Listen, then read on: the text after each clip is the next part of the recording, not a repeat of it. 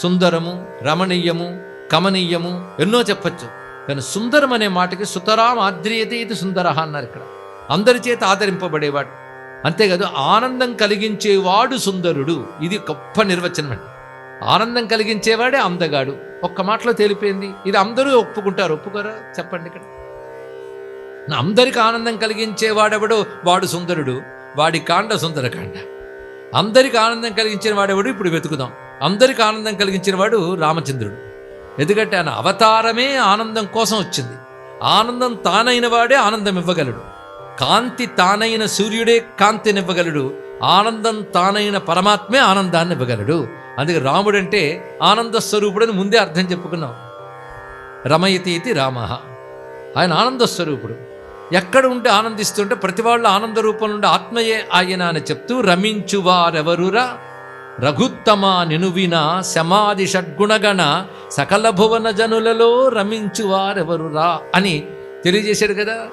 ఒక్క మాటలో త్యాగయ్య జగదానందకారక అనే మాటలో తేల్చేశాడు, ఒక్క మాటతో. కనుక రాముడు తాను ఆనంద స్వరూపుడై జగతికి ఆనందం కలిగించడానికి వచ్చాడు కనుక ఆయన ఎప్పుడు సుందరుడే.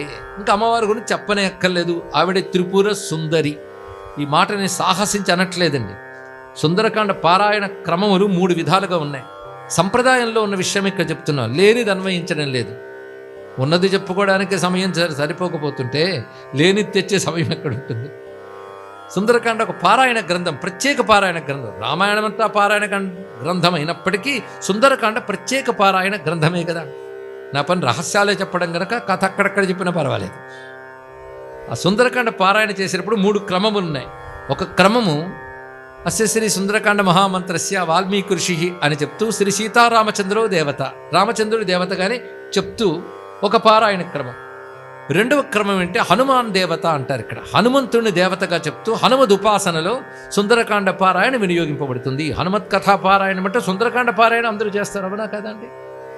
కనుక ఇది ప్రత్యేకంగా హనుమంతుని కోసం పారాయణ చేసేది, హనుమంతుని ఉద్దేశించి తద్దేవతాకంగా పారాయణ చేసే గ్రంథం. కనుక రాముడిని ఉద్దేశించి, ఒట్టి రాముడు కాదు, సీతారాముడిని ఉద్దేశించి, తర్వాత హనుమంతుని ఉద్దేశించి చేస్తున్నారు. ఇది కాక మరొక క్రమం ఉంది, అది చెప్తూ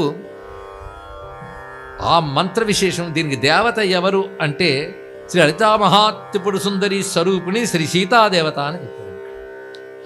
అందుకే ఇక్కడ అమ్మవారు సీతమ్మ మామూలు కాదు, సుందరి అని చెప్పబడుతుంది. సుందరే సుందరి సీత అంటే ఇది అర్థం.